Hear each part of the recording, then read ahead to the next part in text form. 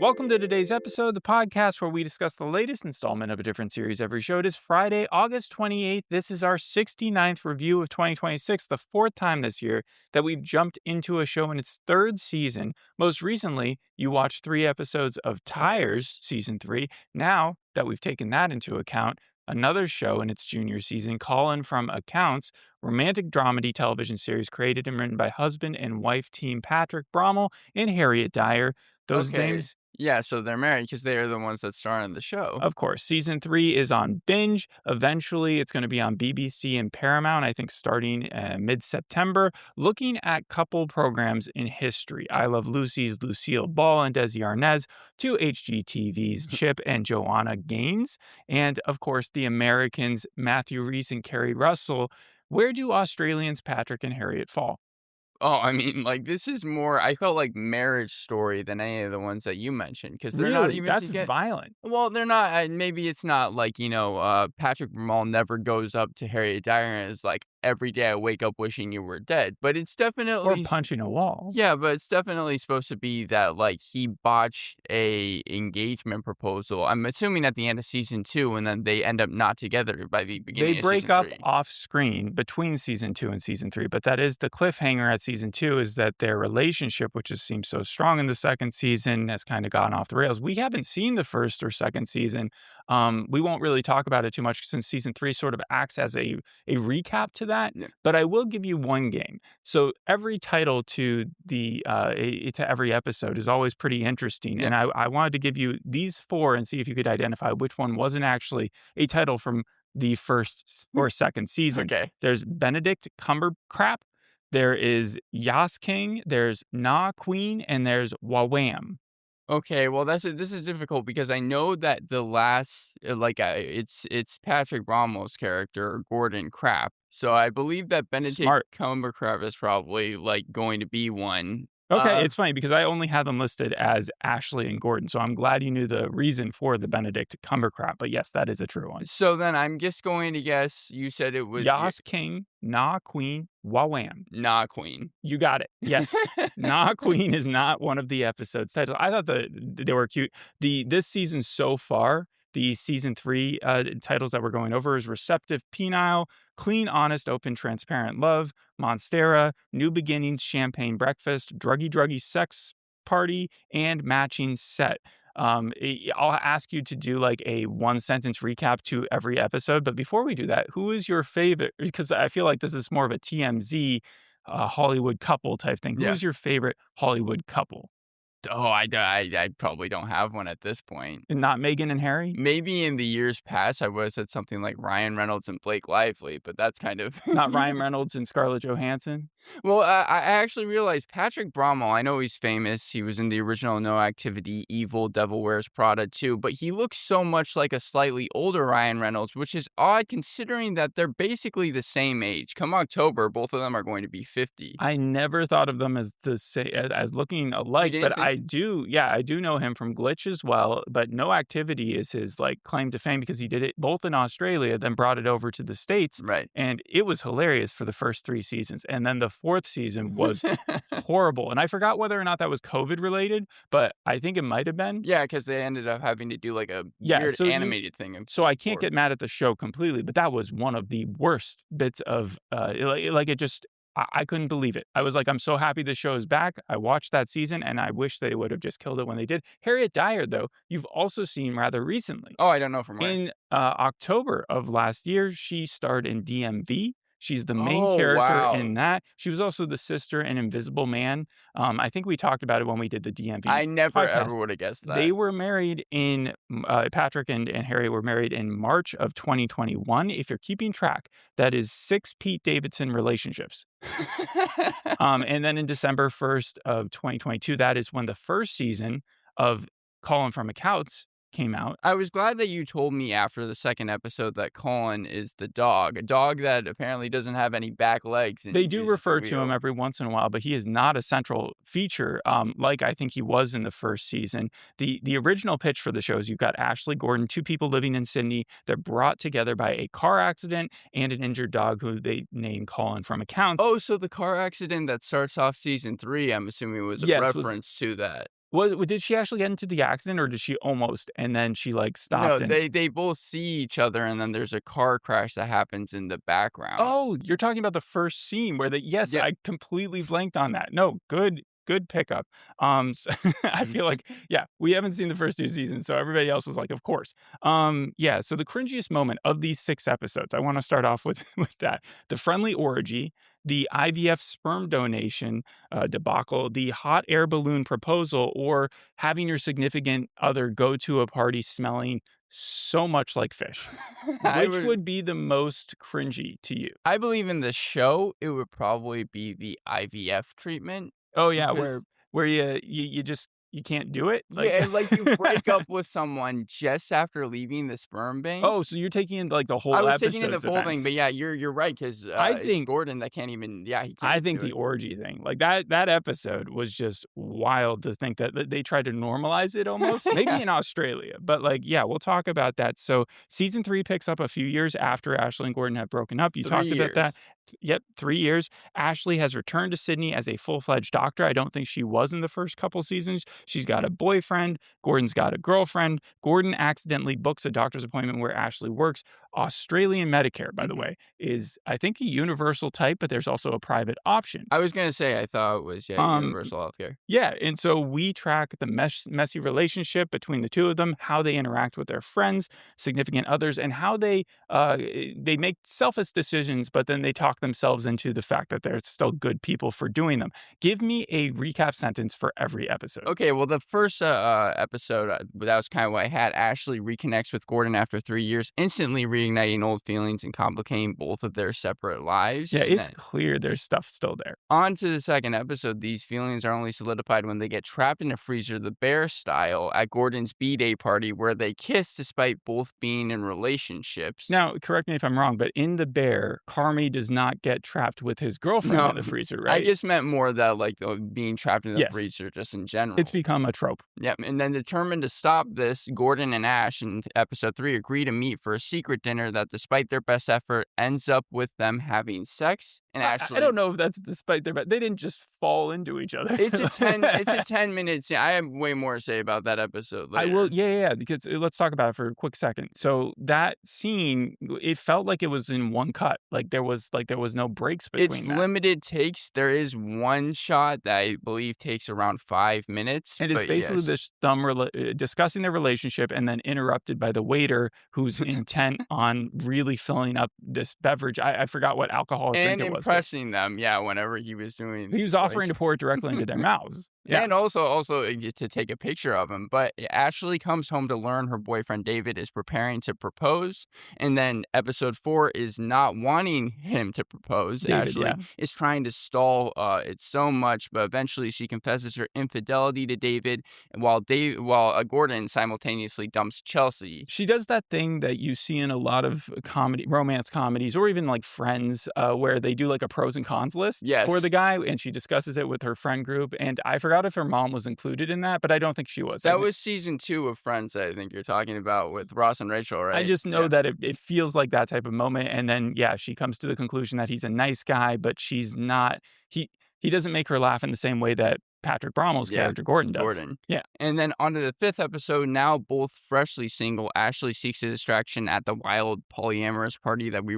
brought up earlier, only for Gordon to crash the event to rescue her from a ketamine-fueled trip. I think his motivation was a little more selfish. He heard that she had a date, that they were gonna be doing this A orgy, Tinder date, I think it and was. he shoehorned his way in there on that was one of the moments where they did use Colin as a Yeah. get into the party because he was saying that he was bringing his bed over. But yeah, once he joins, it seems like everybody is kind of not put off, but like they didn't invite him, but at the same time they were cool with him being there. And Yeah. that was yeah, so when the orgy actually did start and everybody started making out, I kept on expecting it to actually not be that it was supposed to just be a game night. But Mhm. no, they were very clear that they expected to get down. And to come to think of it, I was pretty sure that they were referencing Boogie Nights because the Tinder date, he whips out his dong, and it was You just don't as see big. anything. Oh, no, I think you see, like, an outline of it or Oh, do something. you? It Okay. was just as big as Mark Wahlberg's in Boogie Nights, so it's Okay. Boogie Nights. And then the last one is after surviving that wild night, the pair tries to process their relationship, but their romantic tension is pushed to the limit when an escalating series of disasters leaves them stranded in the woods overnight, along with Kiara and Brett. Kiara and Brett are Gordon's co-workers until found by police the next morning. Yeah, that was probably like, every episode just goes in a wildly different Yeah. direction. You go from an orgy to, like, them passing over a kidnapping and seeming like for most of the episode that they just assume they made a mistake, only for the cop at the very end to make it clear that those kids were actually in some detriment. Right, there was a whole yeah, these kids being And yet kidnapped they were still subplot. just mocking each other, being like, "I told you so," at the end of the episode rather than worried about the lives of these children. What I got from the first 6 episodes is that Ash and Gordon, they're flawed, they're funny, they're emotionally burned due to their previous relationships. Talking about both of them individually, Gordon, he's kinda stuck in limbo. He's a people pleaser. He does show empathy and loyalty, wanting to still be friends with Ash. He makes that clear even in the first episode of this season. They seem very intertwined. Ash, I'm not sure if you're gonna agree with this. Like you said, she's a practicing doctor. She's smart and caring, but she carries a lot of baggage. I would say almost more baggage than Gordon does with her. Huh. I would say that the people that they were dating, the David and, Chelsea, Chelsea. I think that they were, like, both of them on, like, the most, outrageous spectrum. So you were talking about how Gordon was kind of stuck? Yeah. Well, David doesn't have a job, and David, he seems like he could be smart because he did a crossword at one point, but he also seems like he's just, like, the worst traits of, Gordon if he were, like, I don't know. It felt like they were trying to embellish and say, "See, these are kind of the characters, but this is why they need to be together." They are Gordon and Ashley are flawed, but at least they aren't, to this degree. Mhm. She's a doctor, but she's not nearly as type A as Chelsea Yeah. is. No, definitely not. So, like, it's them to the extremes, and that's why I was thinking, like, do you feel bad at the end for David or and Chelsea, or are you, like, happy that they're breaking up? I feel bad by the end. In fact, if we could talk about Monstera, which was the 3rd episode, a little more, because I think that honestly showed that was one of the most tragic episodes, but I think one of the best episodes of the year because David, I mean, like that there was that emotional gut punch at the end of that episode where Ash comes in and sees that David not only is going to propose, but got his grandmother's ring. And it's like, it's impossible not to feel a gut punch of that when you just saw earlier, like 3 minutes earlier, her and Gordon having sex in a car. It is funny how they try so hard to make you not like their relationships, though, Yeah. because he's allergic to dogs. The whole premise of it, like, as much as I want to say they're similar extremes to the Gordon and Ashley characters that they were dating, it's it's also that they were the opposites. Like Yeah, of they were both in course. one, allergic to dogs, smelly all the time, not realizing like how he comes across. Well, with Gordon, other people, his friends are telling him like he's had no problems with women and being like until he met Ashley, and Yeah. then she kind of broke him.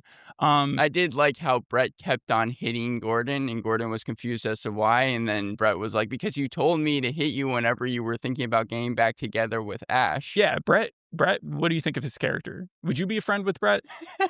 I would. He He seems seems he seems silly He has enough. no problem suing his friends. He may or may not have a real girlfriend. Carmen. Yes, but Carmen does seem like she must be real because she's the one who called the cops in the Yeah. last The episode. one that got them found in the woods. Okay, but you're saying that it did sting when you saw how Ashley treated David.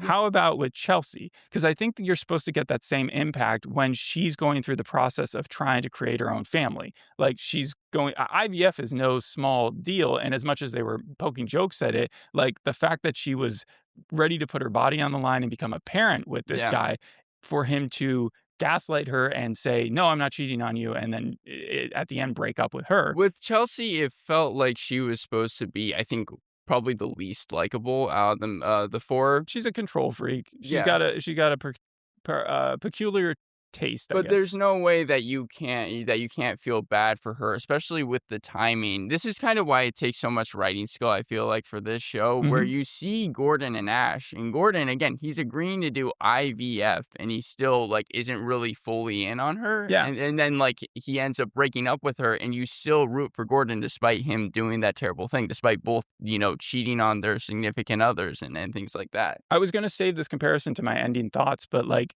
there's a there's a thing where, like, your protagonist does something so bad where you just stop rooting for them Right. or it just, like, turns you off from the show. Alice and Steve, the most recent version of I that. actually had it compared to this because I remember for the first half of that pilot episode, they're carrying around a dog. Right, and they're friends, they're not sexually, like, Right. into each other because Mm, she's married, I think, at that point, but then he gets into her daughter, and it's, yeah. like, a whole, situation, but, like, that's a protagonist where the icky outdoes any good, and you just kind of, like, you're not able to enjoy this. This, you're watching 2 people who you really should not be, like, Yeah.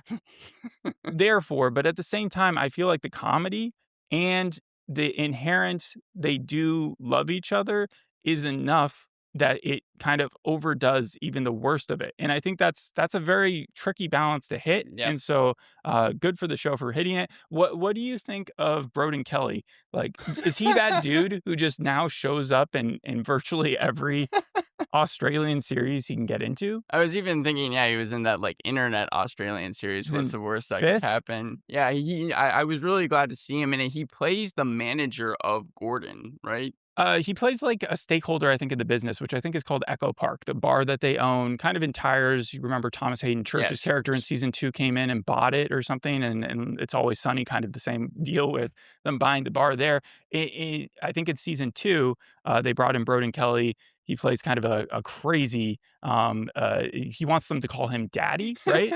We mostly see him over Zoom. Yeah, only in, like, the first episode, I think, and then we see his, like, picture in other places. I don't think he's a central figure in season 3, but it's always cool to see an Auntie Donna Well, along. I also didn't think that I was going to, aside from Patrick Brommel, recognize anyone from the show. So him being a cameo that I actually was like, "Oh, I know who that is." Yeah, That let's was, talk about the other people you might have but you didn't probably recognize was Kiara, Megan, Linnell, the mom, and Brett. right. So we already talked about Brett and whether or not you'd wanna be friends with a dude who'd sue you over getting hurt in your apartment or something, but Kiara reminds me so much of Kyla from Tyres, because of, being a workplace colleague, but she's, like, got her life a little bit more put together. In fact, she's kind of also, like, in My 2 Cents, the female friend there, because she's, like, the grounded one who whenever shit is going crazy, you bring something up to her. She's got her own madness, I like, mean, I was gonna say she does seem like someone who gets mad very easily. I wasn't saying that she gets angry. I can see where you get that, but I'm saying more like she was at the orgy. She was the one who volunteered to put everybody's phone in that locked box. Yeah. Like, she's got her own crazy that goes with it, but at the same time, it feels like she saw everybody's drama in a more observational, objective way than Gordon or Ashley were Oh, able definitely. to admit I to. think that Gordon and Ash probably have the most, It's a messy relationship. That's what it is. ungrounded, like, sense of reality almost. Hmm. Do you think in the last 2 episodes that they're gonna get back together? Yes, I think that that's where it's going, but I will say that one of the pros for the show is that it's very unpredictable, and Yes. there were a lot of dramatic moments I felt almost like Scrubs, where it was like you could have 25 minutes of just pure comedy, and then always at the very, like, end, like, last 5 minutes, just have, like, a very, very sad dramatic scene. Like, when Ash and David are about to go into that hot air balloon, that was so sad seeing that, like, they weren't going to that David It was, was like, also kind of funny not going to propose. where once she denied him his proposal and he was like, "But I already paid for it. Can we just go up there?" And then they still had the ring out and But that everything. added to the sadness, Yeah, didn't it? bittersweet Yeah. for sure. I wouldn't say that it's guaranteed that they're gonna end up together. It certainly feels that way, but even in season 2, they had teased because both of them write the episodes. One writes one episode, then the other one writes the other one, and they always write them away from each other so that, like, it's not the first time they're reading it when they're doing the actual episode, but obviously they wanna have a little bit of individuality, and also it allows them to, like, I guess, do a little bit more freedom in where the show goes. And one of the ideas that they had floated for season 2 was that he was going to die. That would have been a very Not that they dark. would kill him, but, like, that he would just die. So the fact that that was in the show, I don't know if they're gonna actually bring that over. The Another thing. chemistry between the actors, though, I feel like is off the charts when it comes to the charm Yeah. between, Patrick They're Braumel and bringing a Harry lot of their Dyer. real life into it, obviously not in some of the crazier comedy moments, but one of the things they did was he's infertile, Yeah. and so, like, I think the whole IVF storyline is sort of in proximity, like, it hits close to home. Another thing that Medicare apparently there takes care of is that, or not takes care of, but does some sort of huge subsidy. IVF, everybody knows, is extremely expensive, and so if you have just it under private insurance, it usually doesn't cover it in the same way. Um, and then what do I want to say? Okay, so yeah, those last two episodes, we don't know what's going to happen. We didn't talk about her mom's character, and Right. I do want to touch on that. Her mom, Ash's mom, feels so much to me like a British TV mom. You remember Rose's mom from Doctor Who? Yeah. She, you remember Jen's mom from Extraordinary, and then Otis's mom from Sex Education. Her a little less so because she had like a whole Otis's mom had, like, a job. She was definitely it more wasn't that these are level-headed. jobless ladies, it's just that they're very judgmental. Yeah. They are sexually candid, and definitely Sex Education lady was, and then chaotic. Is Mhm. like something about your mom's character not being technically there just to be a support role, but more to kind of be over your shoulder being like, "Hey, you could do a little bit better here," or, just offering terrible advice sometimes. So my cons were if you hate the will they won't they's, you're probably not going to like this show. A couple of the jokes fell flat, and Linnell and Lee's storyline. Whenever it cut to them, I just didn't care about them at all. I felt like it took away, it had no bearing on the actual show. They could have taken those characters out and it would have just made the episode shorter and better. I think maybe you would have had to have seen the first 2 seasons to see the gear up to it, but the last season, the last episode in episode 6, where they were taking care of Colin and then they lost him and then they replaced him, and so now they have 2 dogs. I thought that was pretty funny. But I'm talking more about the cult storyline, the woman against men, Well, wham! story. Yeah, well, Wham, the Yeah. cult. When I got it the first episode, I liked it when they cut away to it in the first episode, but it became her actual story throughout the I season. think that's a little like you're ignoring the fact that in like was it the first episode or the second episode where they go to the party? That's the one where The second David smells like episode. fish, and then the mom starts hitting on, even though she's married, she starts hitting on Gordon's brother, and it seems like they're gonna hook up. And then later on, it's just like she plays such a non-mom character that like is obviously gross, but at the same time, I feel like in sparse little bits has a perfect reason to be there because plenty of people could like extrapolate further out their parents and be like how they make you feel cringy.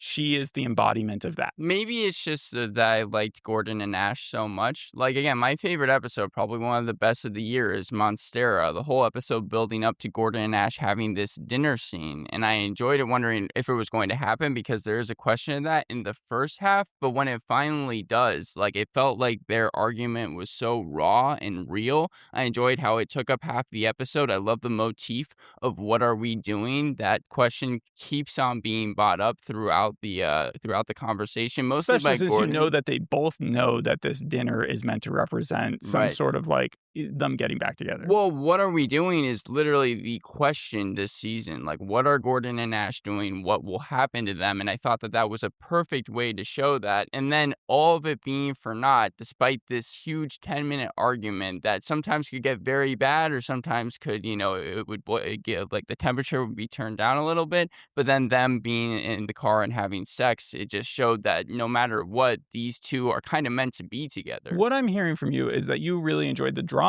in this dramedy. Yeah. For me, I think my favorite parts were the comedy. So we just come back. You can be a fan of either and still really be a fan of the show.